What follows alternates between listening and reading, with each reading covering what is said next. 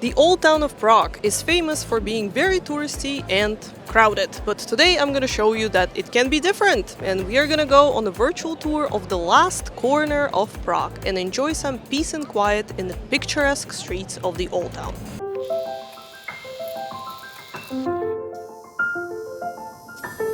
We are now at the place called Na Franciszku, or Francis Quarter. This used to be the very edge of the old town where respectable people did not go. Down this way there's a street called Hradební, which means Ramparts Street, so this is where the medieval fortifications used to be located. This place indeed was the very edge of the old town, and it became the neighborhood for the poor and the outcasts of the society. But before we talk about that, let's mention what's behind me, and this is a very famous place in Prague. It is called the Convent of Saint Agnes of Bohemia. This convent was founded in 1233 by King Wenceslas I on the orders, or rather on the request of his sister Agnes of Bohemia, but if she was his sister, it might as well have been an order. Do this. Agnes, after multiple failed engagements, became a nun, that's a solution, and an abbess of this convent. This is one of the oldest, if not the oldest, Gothic structure in Prague, but unfortunately it didn't have much of luck in 18th century, because in 1783 Emperor Joseph II dissolved many monasteries and convents in Bohemia, and this one was as well. So it became the refuge for the poor. They also had workshops of blacksmiths, bell makers, and shops for coal. Now we are at the northern side of the St. Agnes convent, and I wanted to show you something here because, as you can see from this historical photograph, there used to be a house where I stand right now called U Sobotku, after a man who used to own it, who was a shoemaker. And this house was completely destroyed after the uprising of 1945, because this is where the resistance was shooting at German tanks that were passing by at the riverbank from. It is also famous because it used to be, according to the legend, a place where a very famous hangman used to live. His name was Midlars, and I'm gonna talk about the execution that made him famous a little bit later. Take a look again at this historical photograph and you will see that on the opposite side of the entrance there is a little house visible. This used to be a very famous pub where everyone was coming to at the little square called Francis Square. So it used to be a party place around here. Fortunately, in the end of the 19th century, they started a huge excavation to renew this site. It lasted almost 100 years. It took them to 100 years to rebuild everything and fix what was left of the convent. Nowadays, it is a National Heritage Site and a branch of the Czech National Gallery that exhibits Gothic art, the gruesome and the bloody Gothic art. So if you are into that, check it out. And we will continue down this way. Over there, guys, you can see a statue by Jaroslav Rona, who is a contemporary Czech sculptor. And this statue is called Skull Parable, and you can see a beggar and a huge skull pressing on his back, which is supposed to be connected to Franz Kafka, but I couldn't figure out how. So if you're a Franz Kafka expert, let me know, and we'll continue this way.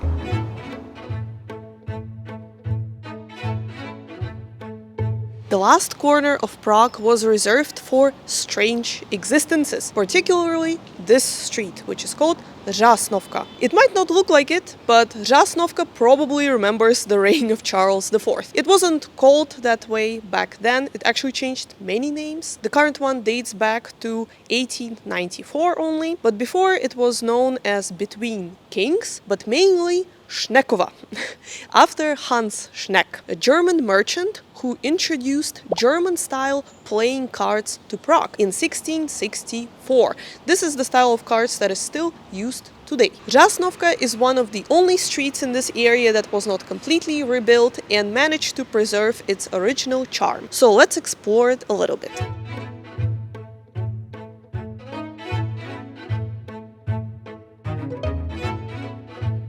Look here, guys.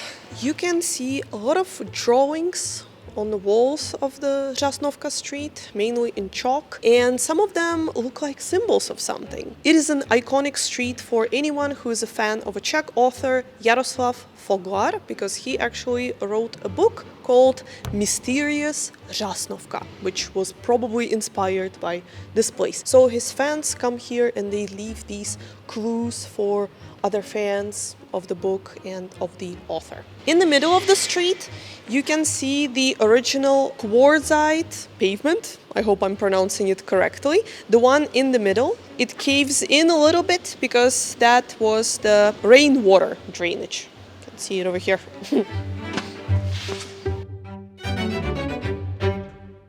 So we've reached the end of the street. Pretty short, but sweet. And I wanted to show you guys this apartment building because it was probably very difficult to rent to anyone, since this used to be the bone chapel for the church right across the road.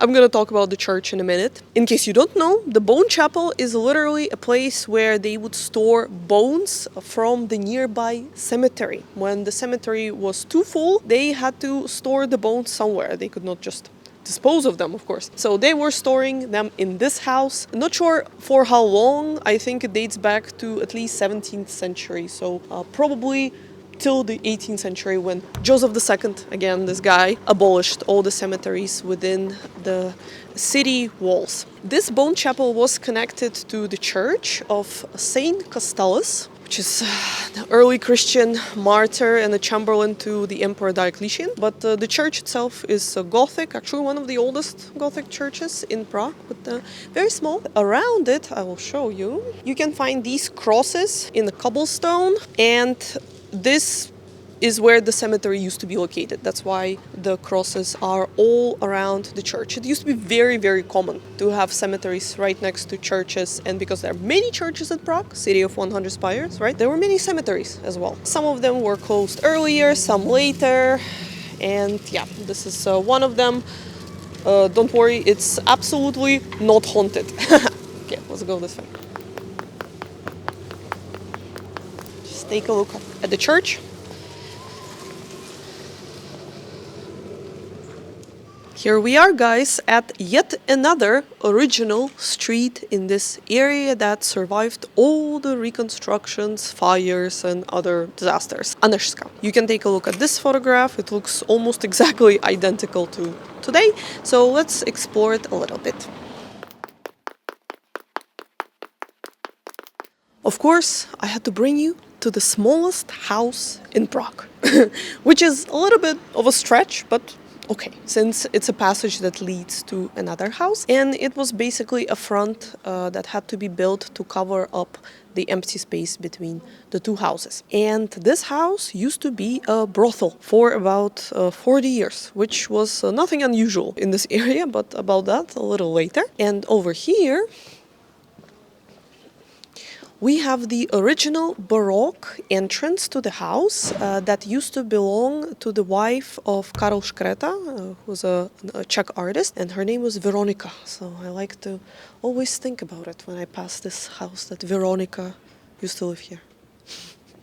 Pretty much everything in this area used to be connected to the convent of Saint Agnes. For example, behind this wall, there's still part of the garden of the monastery. Same goes for this side. And houses down this way used to be the provost houses and other areas that were connected to the monastery and the convent.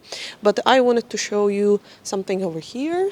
Okay, so when the monastery and the convent were dissolved in 1783, this part, the chapel of St. Michael, became the coal shop. And down this way, they used to have a bakery.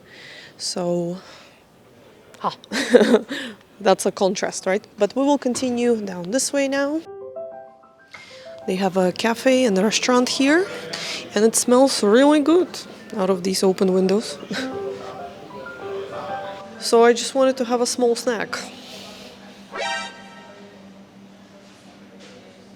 Okay.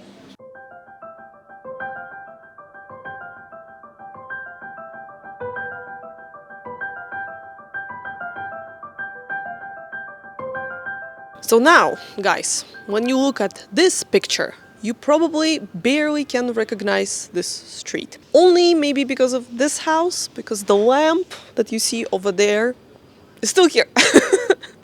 It's still here. But this is the street called U Milosrdných, and this street was almost completely rebuilt during the sanitization of Prague. Sanitization was a process when they were replacing old houses and apartment buildings with new ones for several reasons, partially because of the epidemics. For example, typhus epidemic. Typhus was spreading in the dirty, contaminated water, and a lot of these old houses did not have the new sewage system. It was not deep enough, so the viruses and the diseases could spread there very easily. So they had to replace almost everything. And we talked about sanitization in the context of the Jewish quarter, because this is the area that was affected the most, in my opinion. So we made a whole video about it. You can check it out later. But we'll continue down this way for now. So the houses here used to belong to the firemen headquarters. And here you can see some new architecture. Huh.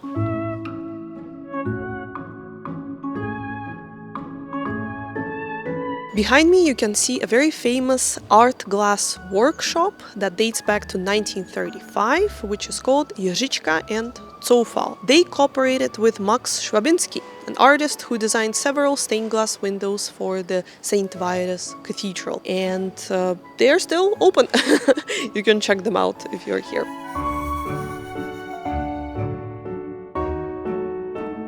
Look guys, this is Archangel Michael, a piece of the Last Judgment stained glass window from the St. Vitus Cathedral. If you want to see this window with your own eyes, you can join us on our complete castle tour that we run every week. We will visit interiors of the 4 major sites of the Prague Castle, including the stunning St. Vitus Cathedral.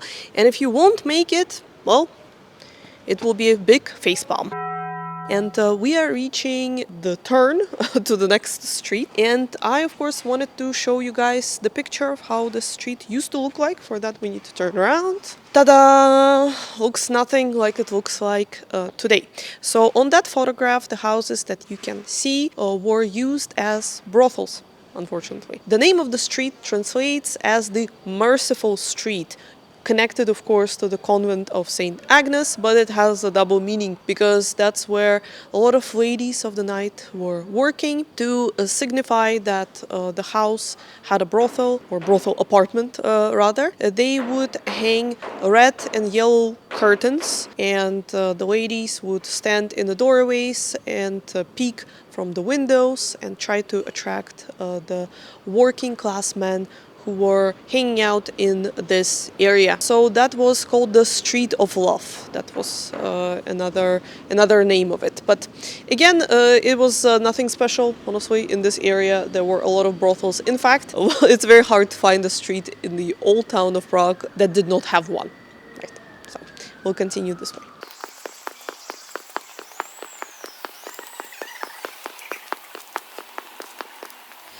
Right, so we will continue down this way, but before we do, I just wanted to point out something over here, which is this huge hospital, the Hospital of St. Francis. Again, it is all connected to the convent, you guys. But I wanted to share a little story about this hospital, because inside of it, you can apparently till today find a wooden staircase.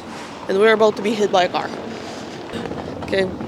And the material for the staircase was, again, allegedly taken from the gallows that were used for one of the bloodiest public executions in the Czech history that happened on the Old Town Square when the rebels against the Habsburg crown were executed right in front of the Old Town Hall. You can still find the crosses in the cobblestone and the date that is commemorating that. So apparently they've recycled the wood from these gallows and built a staircase inside of this hospital. Rather morbidly, there is also a symbol of death in the sign for this Michelin star restaurant called Field. But I don't think they meant it to be morbid. I think it's just connected to the agriculture. Oh, look, and it's also in the pavement. Just notice that. Guys, we have some modern architecture, some probably Baroque architecture, some functionalist architecture, and some Art Nouveau architecture. So Which one do you like more? 1, 2, 3, or 4? Let me know in the comments. We are now walking through Kozy Street, and here you can clearly see the contrast between the old buildings and the new Art Nouveau buildings that were constructed during sanitation period. So on the left side, this is the part of the street that was not renovated, and the elevated one right side, this is where they were already sanitizing quite heavily, building new apartment houses. Okay, we'll go down the stairs over here.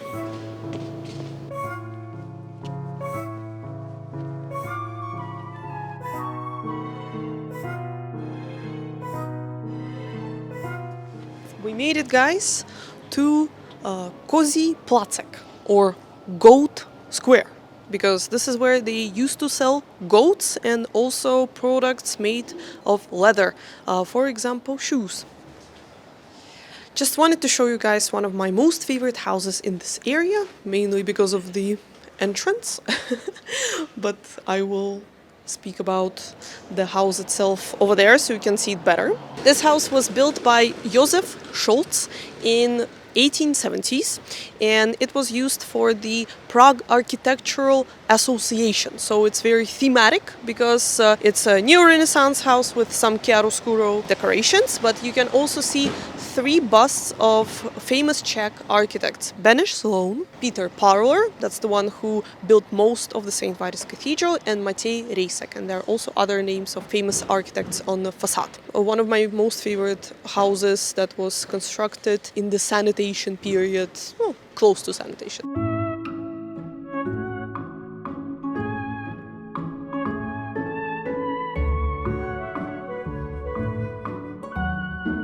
And here we are at yet another hidden gem, the street of the municipal court that miraculously escaped sanitation, the left part of the street, that is. And behind me you can see the house of the White Swan, where they still have the barber shop till today. They had it there in 18th century, 19th century, and they still have it there.